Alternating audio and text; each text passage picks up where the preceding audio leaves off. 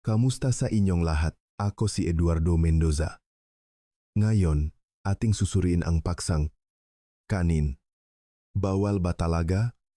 Ang sikreto sa pagpayat ng hindi nagugutom, isa sa pinakamalaking hadlang at hindi nakikitang takot na pumipigil sa maraming Pilipino sa kanilang paglalakbay tungo sa pakbabangang timbang o malusok na pagkain ay ang takot na hindi na makakain ng kanin, pansit, at iba pang paboritong pagkain na nakabatay sa noodles.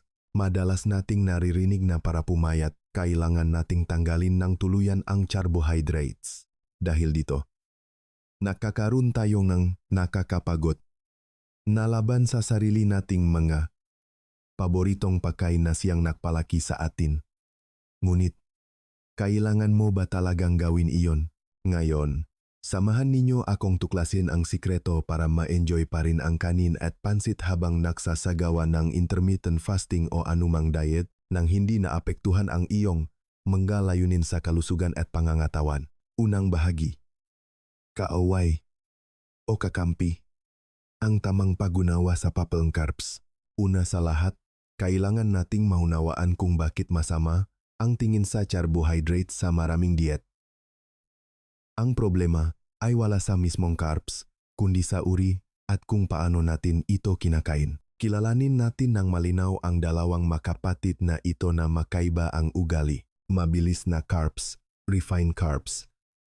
Karaniwan dito ang puting kanin, pansit, puting tinapay tulad ng pandesal, at asukal. Halos lahat ng fiber ay inalis na sa mga ito, kaya mabilis itong natutunaw at nagdudulot ng biglang pagtaas ng blood sugar na parang isang matarik na dalisdis.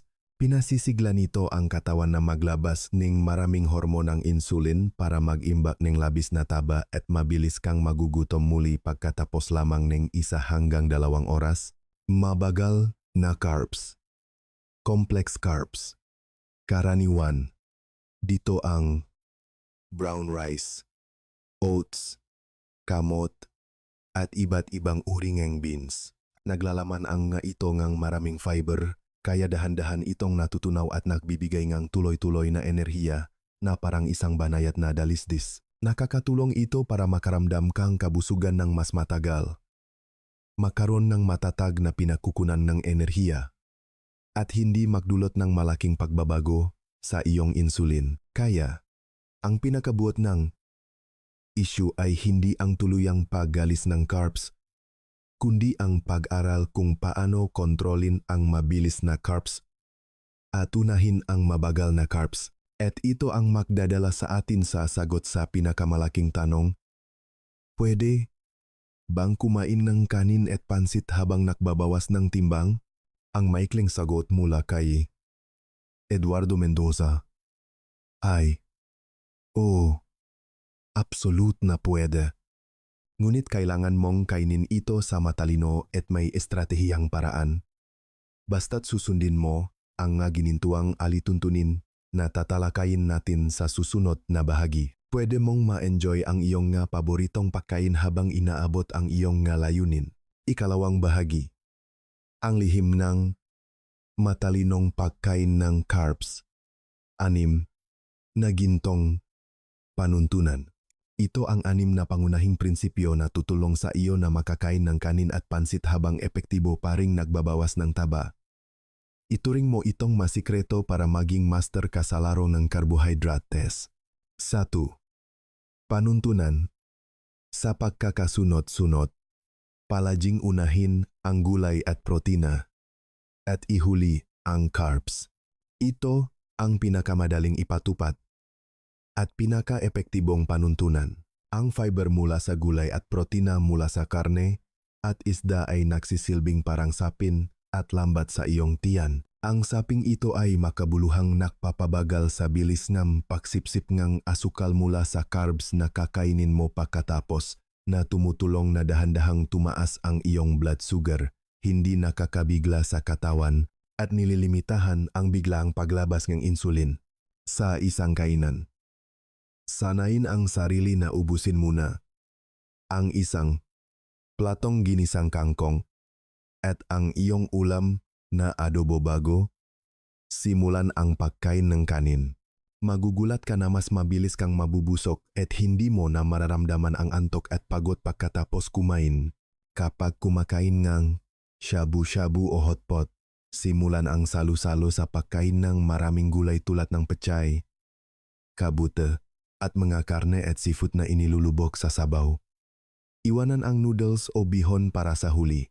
Sa puntong iyon, malamang busog ka na at hindi mo na nanaising kainin pa ang mga ito. 2. Panuntunan sa dami.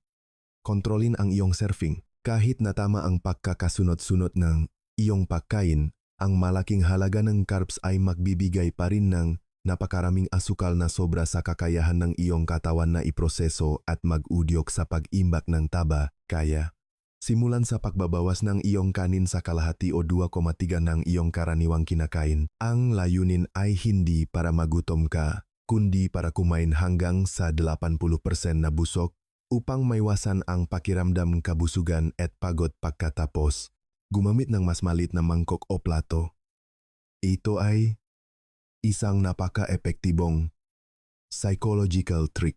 Kapag gumamit kang mas maliit na lalayan, niloloko nito ang iyong utak na isipin na kumakain ka pa rin ng isang buong serving na tumutulong sa iyong makaramdam ng kasiyahan sa mas kaunting pagkain.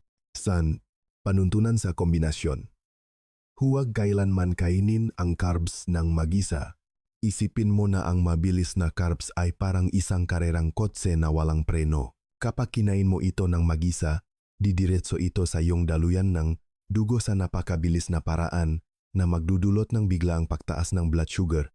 Ang protina at fiber ang nagsisilbing preno at airbag para sa iyong pagkain. Hindi nila pinipigilan ang pag-usad ng sasakyan, ngunit tinutulungan nila itong gumalaw ng mas ligtas at kontrolado. Kaya, laging siguraduhin na ang carbs ay may kasamang maraming fiber at protina. Sa halip na kumain ng isang pirasong pandesal lang, kainin ito kasama ng isang pritong itlog at ilang hiwa ng avocado. Sa halip na kumain lang ng pinakuluang kamote, kainin ito kasama ng isang nilagang itlog. Ang kombinasyong ito ay lumilika ng isang napakabalanse at nakakabusog na merienda. 4. Panuntunan sa oras. Kumain pagkatapos ng ehersisyo. Pagkatapos mong mag-ehersisyo, lalo na sa weight training, ang iyong mga kalamnan ay gutom sa enerhiya at nagiging napaka-sensitibo sa insulin. Sila ay parang mga tuyong espongha. Handang sipsipin ang asukal na iyong kinain para punan ang kanilang mga glycogen stores.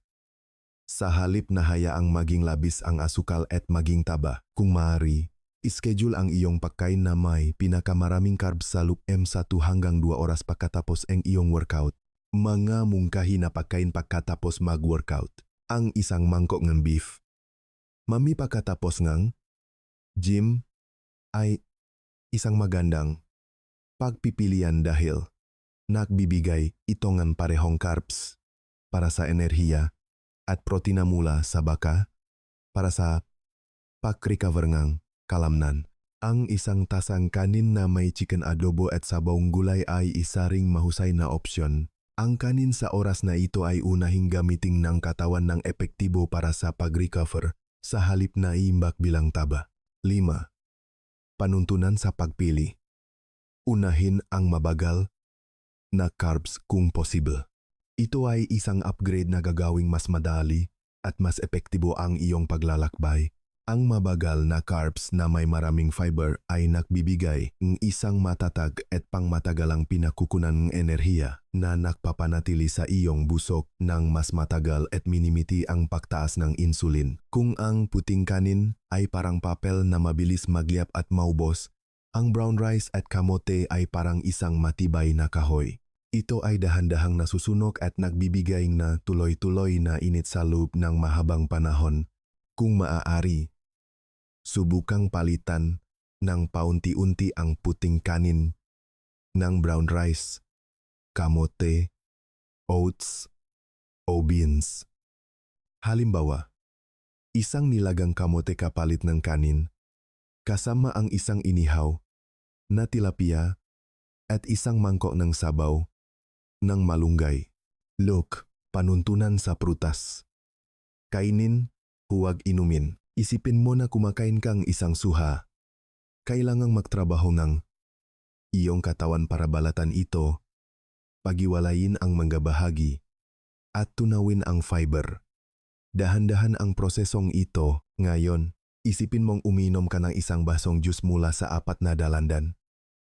Ipinasok mo sa iyong katawan ang asukal ng 4 na dalandan sa loop lang ng 30 segundo nang walang anumang fiber na pipigil dito. Ito ay parang pagbubukas ng isang dam para sa isang malaking bahangang asukal sa iyong dugo. Ang pag-juice ng prutas ay nag-aalis ng halos lahat ng mahalagang fiber at naiwan lamang ang purong asukal fructose. Ang pakinom ng isang basong fruit juice ay nakpapatas na blood sugar na parang pakinom ng soft drinks. Sa halip na uminom ng juice, sanay ng sarili na kainin ang buong prutas. Ang mismong pagnuya ay nagpapadala rin ng signal ng kabusugan sa utak. Isang bagay na hindi nagagawa ng pag-inom ng juice. Nga dapat unahin. Suha, bayabas, mansanas, berdeng mangga, at mga berry tulad na strawberries. Ang mga prutas na ito ay nagbibigay kasiyahan sa iyong panlasa habang nagbibigay nga maraming fiber nga dapat kainin ng may kontrol. Limitahan ang nasobrang tamis na prutas tulad ng hino na mangga, lanzones, at rambutan kapag ikaw ay nasa yuktong mahigpit na pagkontrol sa blood sugar at timbang. Para mas mapabagal ang pagsipsip ng asukal, maaari mong kainin ang prutas kasama ng isang source ng healthy fat o protina. Halimbawa, strawberries na may isang tasangang plain yogurt, maging ang kaugaliang Pilipino na pagsasawsaw ng berdeng mangga sa bagoong o asin ay isang magandang paraan. Dahil ang alat ay nakakatulong na kontrolin ang dami ng iyong kinakain. Ikatlong bahagi, mga praktikal na halimbawa. Pag-angkop sa mga paboritong pagkaing Pinoy. Teorya lang iyan, ngunit paano natin ilalapat ang mga prinsipyong ito sa ating mga pang-araw-araw na pagkain? Ating baguhin ang ilang pamilyar na pagkaing Pinoy para sa mga noodle soups, mami, lomi, bok choy. Ang pinakamalaking hamon sa mga pagkaing ito ay ang dami ngang mabilis na cups mula sa noodles habang kakaunti ang protina at fiber. Ang solusyon, kapag order, huwag atubiling, sabihin sa tindera, ate, divided by kuya, pakibawasan po ang noodles. Pero pakidagdang gulay tulad ng tog at repolyo. Karamihan sa mga kainan ay handang gawin ito kapag inihay na ang iyong mami. Ilagay agad ang maraming gulay. Ubusin muna ang karne at gulay sa mangkok bago simulan ang pagkain ng noodles. Ang sapin mula sa gulay at protina ay makakatulong na pabagalin ang pagsipsip ng carbs. Ang sabaw sa mga kainan ay madalas na may maraming asukal at MSG vetsin. Kung kaya mo, kumain lang ng masahok at iwasang ubusin ang lahat ng sabaw para mabawasan ang hindi kailangang asukal at asin. Ang pagluluto sa bahay ang pinakamagandang opsyon para sa ganap na kontrol sa mga sangkap. Para sa mga rice meals, silog meals, karinderya meals. Ang isang platong tapsilog o isang karaniwang meal sa karinderya ay madalas may napakaraming kanin na kumukuhang 2,3 ng iyong plato habang limitado ang gulay. Ang solusyon, magtakdang panuntunan para sa sarili na ang iyong kanin ay dapat kasinlaki lang iyong kamao. Palaging unahing kainin ang ulam tulad ng tapa, tocino, o inihaw na liempo, kasama ang pipino, kamatis o atsara. Pagkatapos mong medyo mabusog, saka mo simulang kainin ang kanin. Magugulat ka na kalahati lang iyong karaniwang kinakain na kanin ang kailangan mo para mabusog. Kapag nag-order, maaari kang humingi ng dagdag na pipino o kamatis o mag-order ng hiwalay na platong ginisang gulay para madagdagan ang iyong fiber intake. Para sa tradisyonal na hapunang pamilya, dito ka may pinakamalaking kontrol at pinakamadaling mailalapat ang mga prinsipyo. Palaging magkaroon ng ginisang gulay bilang pampagana. Gawing mandatoryong pampagana ang isang platong gulay bago ang lahat. magluto ng balanseng ulam. Ang mapakain tulad ng sinigang, adobo, paksiw, na isda, at pritong isda ay magagandang pagpipilian. Kapag nagluluto, bawasan ng kaunti ang asukal at mantika. Sa halip na gumamit ng malalaking platong kanin, subukang gumamit ng mas malilit na lalagyan. Ito ay isang napaka-epektibong psychological trick na tumutulong sa iyong automatikong kontrolin ang iyong kinakain kanin. Ika-4 na bahagi. 2 advanced na lihim para matalo ang carbs. Bukod sa 6 na ginintuang panuntunan, mayroong 2 maliliit na sikreto na maaring gumawa ng malaking pagkakaiba sa kung paano pinoproseso ng iyong katawan ang carbs. 1. Ang gintong 10 minutong panuntunan. Pagkatapos kumain. Kapag dahan-dahan kang gumalaw pagkatapos kumain, ang iyong mga kalamnan ay na-activate. Agad nilang bubuksan ang kanilang mga pinto para tanggapin ang glucose na kararating lang sa iyong dugo para gamitin bilang enerhiya. Nakakatulong ito na ang glucose ay pumasok sa makalamnan sa halip na manatili sa dugo, na nagpapababa ng pagtaas ng blood sugar at nililimitahan ang labis na paglabas ng insulin. Pagkatapos kumain, huwag agad umupo umiga. Tumayo at maglakad ng dahan-dahan sa loob ng 10 hanggang 15 minuto. Maari kang maglakad-lakad sa paligid ng bahay, sa opisina, o kahit sa loob lang ng iyong tahanan. Ang simpleng ugaling ito, ating mga nakatatanda ay napakasiyentipiko at maaring makabuluhang magpababangang pagtaas ng blood sugar pagkatapos kumain. 2. Hanapin ang iyong sariling carb threshold. Bawat isa sa atin ay may iba't ibang kakayahang mag-tolerate ng carbs. Depende sa ating antas ng pisikal na aktibidad, dami ng kalamnan, at personal na insulin sensitivity. Walang isang numero na tama para sa lahat. Ang pinakamahusay na paraan para malaman kung ano ang angkop para sa iyo ay ang matutong makinig sa tugon ng iyong sariling katawan. Paano ito gawin? Magsimula sa maliit na halaga ng carbs. Halimbawa, kalahating tasang kanin. Tandaan, kainin ito pagkatapos ng gulay at protina pagkatapos. Obserbahan kung ano ang iyong pakiramdam pagkatapos ang 1 hanggang 2 oras. Kung ikaw ay gising pa rin at puno ng enerhiya, maaring iyon na ang tamang antas para sa iyo. Sa susunod, maari mong subukang dagdagan ng kaunti. Kung ikaw ay nakakaramdam ng antok, pakalito, o biglang nahahanap ng matamis, iyon ay isang malinaw na senyales na lumampas ka na sa iyong carb threshold. Sa susunod, bawasan mo ang dami nito. Maminamahal, hindi ninyo kailangang isuko ang mapamilyar na pagkain tulad ng kanin at pansit para maging mas malusog. Ang pangmatagalang pagbaba ang timbang ay isang sining ng balanse, hindi isang labanan ng pagpapakasakit. Sa pamamagitan ng paglalapat ng mga prinsipyo ng pagkakasunod-sunod, dami, at kombinasyon, maaari ninyong ganap na makontrol ang inyong pagkain ng carbs habang ini-enjoy ang mga pagkain gusto ninyo at sinisigurado pa rin ang epektibong pagbaba ng timbang at taba. Salamat sa inyong panonood sa ating talakayan ngayon. Kung nakita ninyong kapaki-pakinabang ang nilalamang ito, mangyaring suportahan si Eduardo Mendoza sa pamamagitan ng pag-like sa video na ito at huwag kalimutang mag-subscribe sa channel para sa mga pinakabagong impormasyon at kaalaman tungkol sa kalusugan at nutrisyon. Naway laging masarapan kayo sa inyong mga pagkain sa isang matalinong paraan at maabot ang inyong mga layunin sa kalusugan.